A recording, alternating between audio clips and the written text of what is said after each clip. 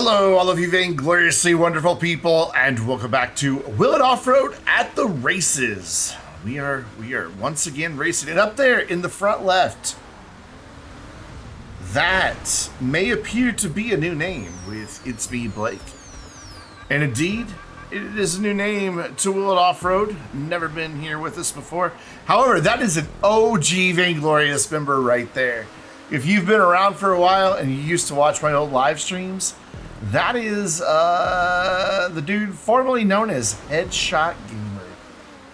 And it's really cool to have him back. That's one of the things that I like about doing the YouTube thing is the community. I absolutely love it. And when somebody who was a big part of the community, and he was in almost all the live streams and was always there. When somebody who was a part, you know, when back in the console era of Vainglorious gaming with 360, you know, migrates their way over to PC where we all play now, and gets to rejoin, it's just always cool. I don't know, it just kind of gives me this warm feeling inside. Just this group of people who have assembled around this small YouTube channel and our shared love of games. You know, just kind of chilling. You know, sometimes they don't always all get along. You know, sometimes there's drama, but for the most part, just chilling together. And I dig it. So, yeah, having him here in the race was really cool. I enjoyed it, even though in the next... Oh, he made a wrong turn. Even though in the next race we took part in, which you'll see next week, he lagged out because Wi-Fi, but still, whatever. It's just awesome. And you can take part in all of our community events.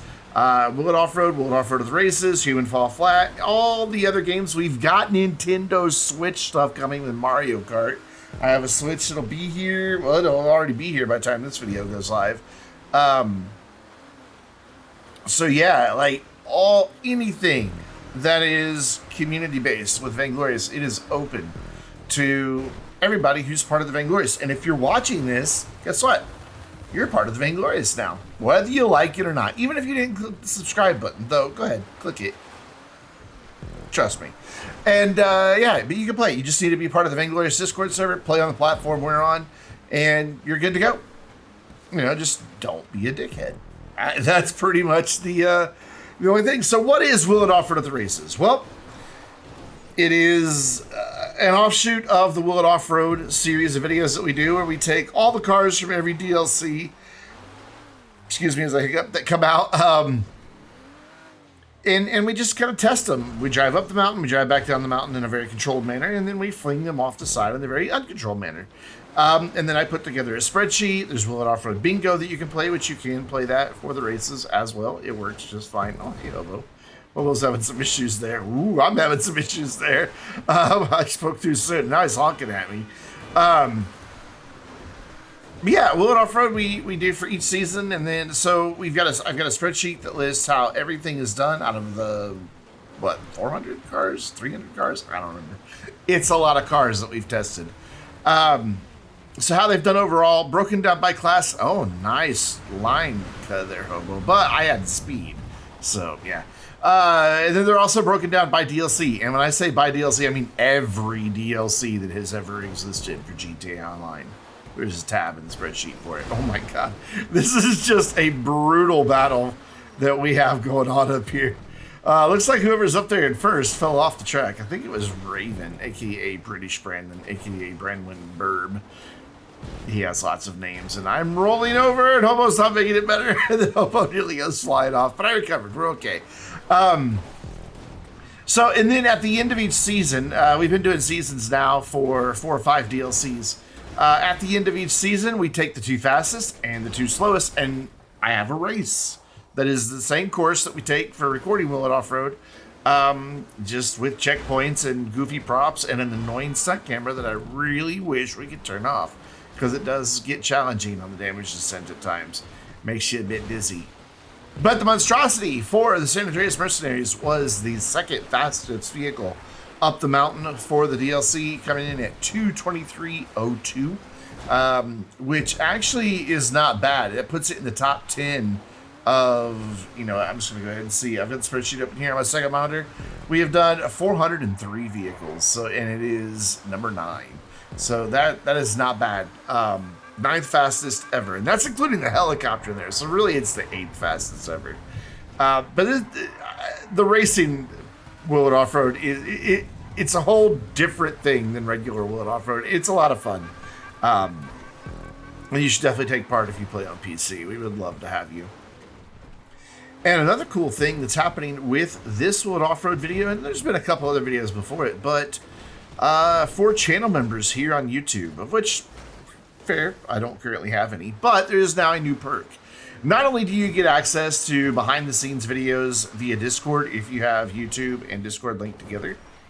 Those behind-the-scenes videos, by the way, are less edited. You get to hear our Discord conversation instead of my normal commentary, and they are 100% ad-free.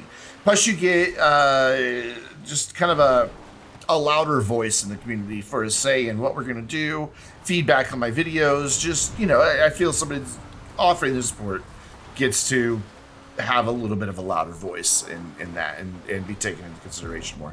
But now on YouTube, you also get early access to every single video I upload.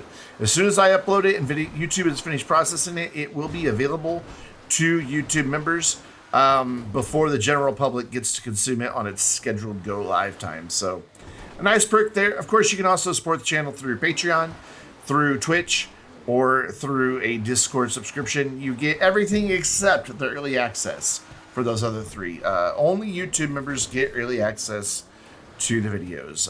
It's kind of just a special perk for YouTube. Twitch has had its own special perks in the way of recognition and things you can use in chat and on the site for a long time. So it's about time YouTube gets something special, and I'm eventually going to figure out something unique for Patreon. That way, no matter how people are comfortable supporting the channel, whatever platform they want to use, they can get a little something special for doing so.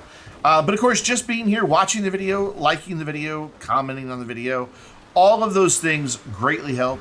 All of those things are what makes it possible for me to get support in the first place. If nobody was watching, then I would never get any views, and then none of the supporters would have ever found me. So just by watching, just by liking, just by commenting, you are doing a huge part. You're doing the biggest part. And thank you for being here. I sincerely appreciate it. There's a bajillion things you can watch on YouTube.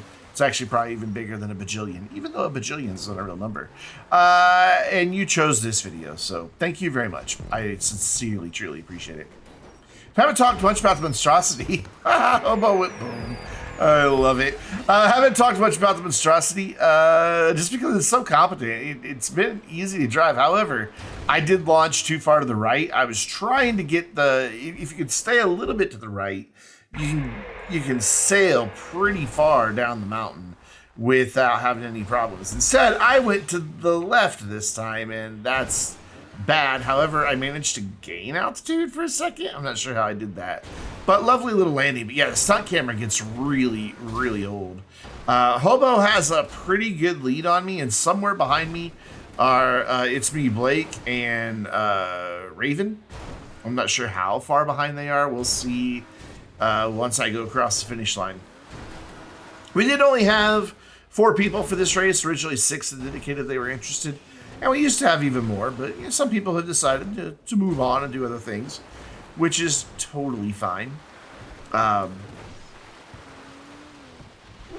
the most part, they'd be welcome to come back at any time that they wish. Some of them, probably best that they just keep doing their own thing. It's no hard feelings. It's just probably best that some of them keep doing their own things. I do love the flames going through the tunnels and the tube up at the top and everything. I think it just adds a nice little, I don't know, a nice element to the track. As do all the klaxons and things. Good job, Hobo, finishing in just over 10 minutes, which is fast, because, I mean, we have to go up and down the mountain twice.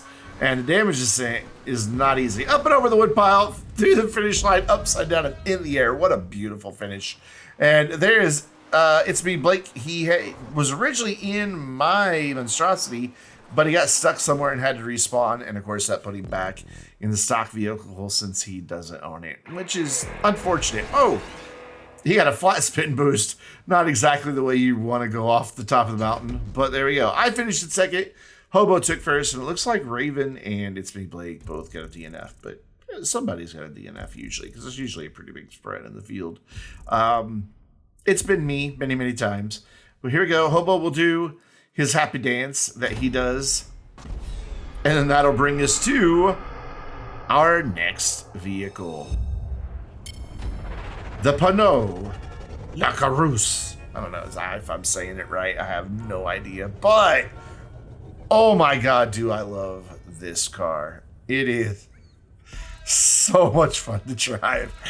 I mean, it doesn't have the greatest top speed, but here on the mountain where top speed is not really a thing, it's good. It is very good. And it was the fastest vehicle up the mountain. No surprise there whatsoever. From the San Andreas Mercenaries DLC. In the sports class, it did really well. I think it's first. I'm checking right now. Indeed, it is. It is first by about 3 seconds. And then overall, it is fourth. If you don't count the helicopter, we did third. And it's only about 7 seconds behind the fastest ever, which was the Dragour. It's going to be a long time before that falls, because that was a 212 that thing turned in going up the mountain. But this car is just so planted. I mean, even though it's only rear-wheel drive, it has so much grip. And then when it comes to these hills, you can just floor it. And maybe I floored it a little too much there, and the back end started wiggling around, but it's so easy to fix. Like, you can correct for it so easily, and it makes me very happy. And hey, like it says at the bottom, if you're enjoying the video, please hit the like button. Those likes and the comments, they do help videos tremendously. Like, I can show you in analytics, the videos that get likes and get comments get recommended more often to other people. So just hitting the like button, you're pretty much making sure that my video gets recommended to several hundred more people. And so every like really does help, and I'm really grateful for each and every one. But yeah, this thing just flies. And when it is time to slow down because there's a corner or a bump, the brakes are predictable and strong. Like, you don't go spinning because of the brakes. They don't fade. They don't need half application or whatever like some off-roaders do. You can just slam on the brakes, you stop, and then once you're down slow enough, you can mash the go pedal again, and off you go. I mean, this thing, look at this. This is right there about on par with how long it took to get up the first time for me. It was 219. We're just at about a 226. But of course, I've got people in my way, and they slow me down. That's the advantage of when I test for World Off-Road, everybody stays out of my way. It's because it's not a race. It's about testing the cars and about having a lot of fun with the community as well. It originally was all about a way for me to showcase my car collection without doing a garage tour all the time. Because I own a lot of vehicles in GTA. And also having fun off-roading and kind of, you know, seeing how things compared against each other, which is why I keep a spreadsheet on them. And then just slowly over time, it became more about hanging out with the community and just having a lot of fun goofing off on the mountain in cars, which culminated in Will and Offroad at the races. It is the penultimate way to goof off on the mountain with friends when competing against them all in the exact same vehicle. And calamity ensues because there's not a whole lot of places to pass here on the mountain. Even in a little tiny car like this, if you get stuck in behind somebody, unless you take a really risky move, you're going to be stuck in behind them for a while. But look at this thing just go. I mean, just such a beautiful performance. Even there where I thought I was going to be out of control and I thought I was going to go careening over the rocks, nah. The car is just like, I got you. And not a problem. It handles jumps well. About the only thing it doesn't handle is bushes will slow it down, though it will not. It doesn't have the tendency to spin out like a lot of vehicles do. It will if you let off the gas too much when you hit a bush, but they don't have as big of an impact in that regard as some of the other vehicles. It being lightweight, when it hits some bumps, it will bounce up a little bit more. But because of the way the suspension is when it lands, it's not really unsettled by those bumps. You just have to be aware of them, that you don't hit them too hard and roll over or send yourself flying off the track. So Hobo not too far behind me, so I don't really have a whole lot of breathing room here with this lead. But I am happy to be in the lead. Sven wasn't here, so, you know, somebody else gets to be in the lead. When Sven's here, he pretty much just wins all of them. But then again, Sven also knows every last little inch of the mountain and where he can take and cut corner after corner after corner, which is totally allowed in the races, by the way. It's as long as you hit the checkpoints, that's all that matters. You know, if you can manage to cut a lot of corners on the mountain, go for it. A lot of the places you can cut corners can be risky, but if you can master them consistently, you can win consistently, just like Sven does. I tried one earlier. I have no idea who this DDZZX22. I think he was on somebody's friends list that was in the race with this. I think. I don't know. I could be wrong about that. But somebody just randomly started spectating this, but then left because they're like, what are these idiots doing? Why are they racing an electric car on a mountain? Because most people would look at this and not think it's actually a racetrack. They'd probably be right. But for us, it is, and we love it. It's fantastic. I'm really looking forward to next week's video with the two slowest vehicles. Yeah, the Inductor and the Brigham. Yeah, slow bikes, lots of button mashing to get the thing up the mountain. Then the Brigham.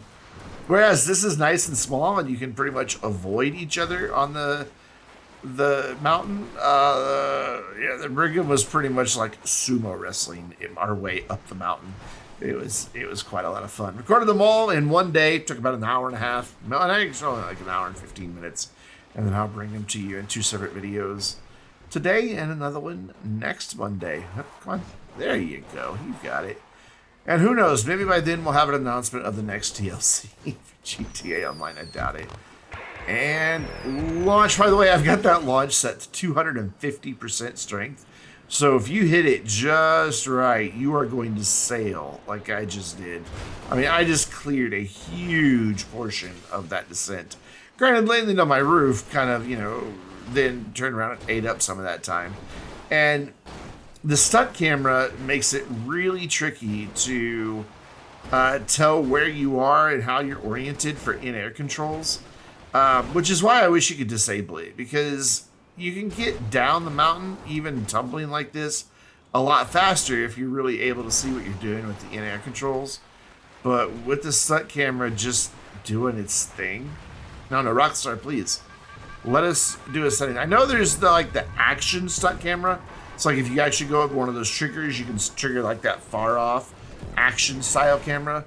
But then the stunt races just have this weird camera that goes on its own strange axis, and it's only in stunt races, and I don't like it because it's disorienting. But look at this, in first place, managed to nail the woodpile, and Hobo is right behind me. There he is, but he managed to have trouble getting up too, so I held on to first and took the win. It's been a while since I've won a Will It Offroad at the races, so it felt really good. There goes Raven off the top, but I don't know if he's going to have enough time to get to the bottom. I don't think so. With only about 5 seconds left, I think he's going to be in for a DNF. But his car looks fantastic, so that's always good. But thanks again so much for watching today. I truly, truly appreciate it. And we will be back with more Will It Offroad at the races next week. And then after that, Will It Offroad will probably go on a short little break. Though we are talking about maybe doing some extra in-between stuff.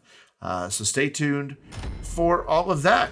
And until next time, I'm Brandon, reminding you to stay vainglorious.